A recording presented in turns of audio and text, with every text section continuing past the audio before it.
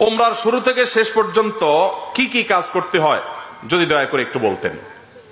ওমরার কাজগুলো খুব বেশি না, আমরা মনে করি ওমরা অনেক জটিল কোনো কাজ। ওমরা পারফর্ম করা এটা খুব সহজ একটা কাজ।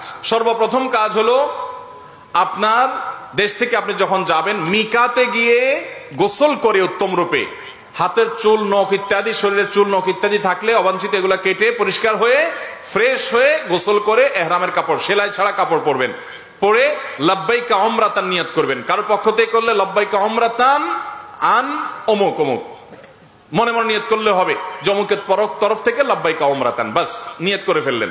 এরপরে আপনি রওনা দিবেন। সাধারণত বিমানে গেলে মিকাত থেকে এহরাম পরা যায় না, তাহলে আপনি ঢাকা এয়ারপোর্ট থেকেও পড়তে পারেন, অথবা এহরামের কাপড় নিয়ে বিমানে ঘোষণা দেয় যে এখন আমরা মিকাত ক্রস করব, তখন আপনি পরে ফেলতে পারেন যদি অল্প সময় পান। আর নাহলে এখান থেকে এহরামের কাপড় পরে থাকলে নিয়তটা তখন করলেন লাব্বাইকা উমরাতান, বাস শুরু হয়ে গেল এহরাম পরা, একটা কাজ শেষ। এহরাম পরার পরে আপনি তালবিয়া পড়বেন, লাব্বাইক আল্লাহুম্মা লাব্বাইক লাব্বাইক লা শারীকা লাক লাব্বাইক ইন্নাল হামদা ওয়ান নি'মাতা লাকা ওয়াল মুলক লা শারীকা লাক। এটা পাঠ করতে করতে আপনি পুরো পথে যেতে থাকবেন। পুরুষরা জোরে জোরে পাঠ করবে, মহিলারা আস্তে আস্তে, বাস দুইটা কাজ হয়ে গেল। এহরাম পরা, গোসল করে উত্তম রূপে মিকাত থেকে নিয়ত করা এবং তালবিয়া পড়তে থাকা। এরপরে আপনি যখন মক্কা যাবেন, হারামের কাছাকাছি যাওয়ার পর হারামে কাবা শরীফ দেখে তওয়াফ শুরুর আগ পর্যন্ত আপনার তালবিয়া পড়তে থাকবে। মসজিদে প্রবেশের সময় মসজিদে প্রবেশের সুন্নাহগুলো পড়বেন, আদায় করবেন, করে ভিতরে ঢুকে শুরুতে আগে তওয়াফ শুরু করবেন। 7টা চক্কর দিবেন। কাবা ঘরের হাজরা আসওয়াদ পাথরকে বাম পাশে রেখে ডান পাশে সবুজ লাইট রেখে বিসমিল্লাহি আল্লাহু আকবার বলে আপনি তওয়াফ শুরু করবেন। 7 বার চক্কর দিবেন, 7 বার। এই 7 বার চক্করের প্রত্যেক চক্করে আলাদা দোয়া নেই, তবে চক্করে দোয়া কবুল হয়। দারুণ দোয়া কবুলের একটা জায়গা। মনে আল্লাহর কাছে যত চাওয়া সেগুলো পেশ করবেন। এবং আপনি রুকনে ইয়ামানি বলে কাবার 4টা কোণার একটা কোণাকে, অর্থাৎ হাজর আসওয়াদ পাথর যে কোণা তার আগের যে কোণাটা আছে তওয়াফ করতে যেটা তার আগে পড়বে ওইটাকে রুকনে ইয়ামানি বলে। ওই কোণা থেকে হাজর আসওয়াদ পাথর কোণা, এই দুটার মাঝখানে একটা দোয়া আছে, রব্বানা আতিনা ফিদ দুনিয়া হাসানা ওয়া ফিল আখিরাতি হাসানা ওয়া কিনা আযাবান নার। আর যেহেতু এটা আপনার তওয়াফে জিয়ারা বলে, এটা প্রথম তওয়াফ, অতএব উমরার তওয়াফ, এইজন্য আপনি ইহরামের কাপড় পুরুষরা ডান পাশের বগলের নিচ দিয়ে বাম পাশে কাঁধের উপরে ফেলবেন। এটা করবেন। এটা করে আপনি এই তওয়াফটা শেষ করবেন। এবং প্রথম চক্করগুলো, প্রথম কয়েকটা চক্কর আপনি জোরে দিবেন, একটু জোরে জোরে দৌড়াবেন প্রথম 3টা চক্কর। এরপরে বাকি চক্করগুলো আপনি স্বাভাবিক থাকবেন। তো এই যে তওয়াফ 7টা দিবেন আপনি, প্রত্যেকবার হাজর আসওয়াদ পাথরের কাছে আসলে হাত দিয়ে ইশারা দিয়ে আল্লাহু আকবার বলবেন, বাস। আবার আপনি দোয়া করতে থাকবেন। এভাবে 7 চক্কর দিবেন। তওয়াফ করা শেষ, আপনি মাকাম ইব্রাহিমকে সামনে রেখে অথবা হারামের যে কোনো জায়গায় দাঁড়িয়ে 2 রাকাত সালাত পড়বেন। প্রথম রাকাতে সূরা কাফিরুন, দ্বিতীয় রাকাতে সূরা কুল হুয়াল্লাহ। আর এই নামাজের আগে সম্ভব হলে কাবা ঘরের যে চৌকাট মুলতাজাম বলে ওইটা ধরে আপনি আল্লাহর কাছে দোয়া করবেন। এরপরে 2 রাকাত নামাজ পড়লেন, পড়া শেষ, জমজম পানি পান করে আপনি সাফা মারওয়া সাই করবেন। প্রথমে সাফা পাহাড়ে যাবেন এবং পড়বেন যে ইন্নাস সাফা ওয়াল মারওয়াতা মিন শাআইরিল্লাহ ফামান হাজ্জাল বাইতা ওয়া তামারা ফালা জুনাহা আলাইহি আন ইয়াতাওয়াফা বিহিমা।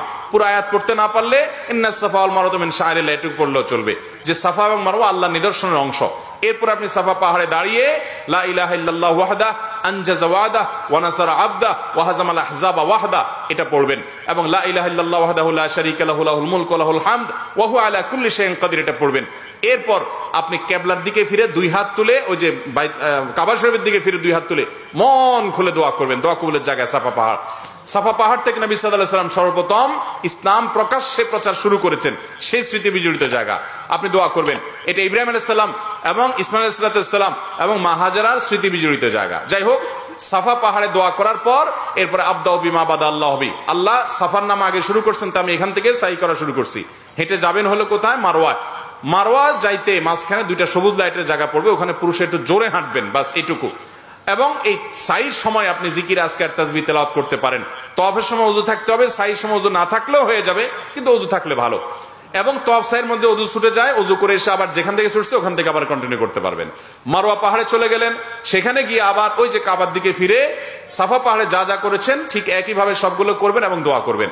ওখান থেকে আবার আপনি সবগুলো দোয়া পড়বেন। ওখান থেকে আবার আপনি সাফা পাহাড়ে আসবেন। তাহলে সাফা থেকে মারওয়া গেলেন একটা চক্কর, মারওয়া থেকে আবার আসলেন আরেকটা, আবার গেলেন আরেকটা, এভাবে মোট 7টা চক্কর দিতে হবে।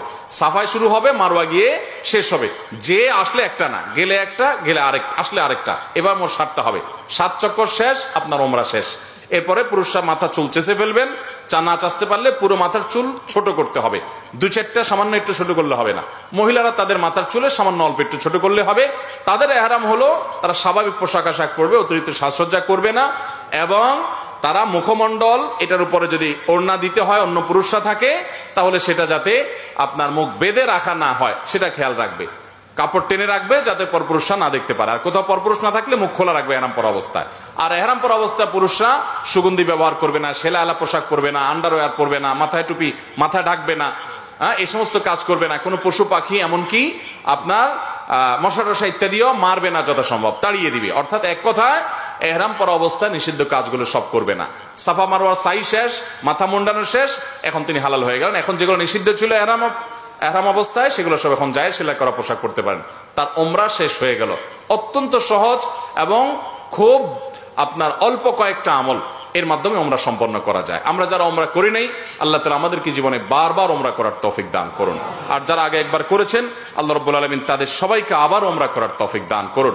বাইতুল্লাহ যাওয়ার যে স্বাদ, ভাইরা আমার, এই স্বাদটা আস্বাদন যে করে নাই সে বুঝবে না যে আল্লাহর জমিনে কত বেশি স্বাদ এবং তৃপ্তি আল্লাহর ঘরের জিয়ারতের মধ্যে। আল্লাহ আমাদের সবাইকে এই স্বাদটা বারবার আস্বাদন করার তৌফিক দান করুন। এই স্বাদ আস্বাদন করা ছাড়া আল্লাহ তাআলা আমাদের কাউকে যেন মৃত্যু না দেন সেই তৌফিক দান করুন।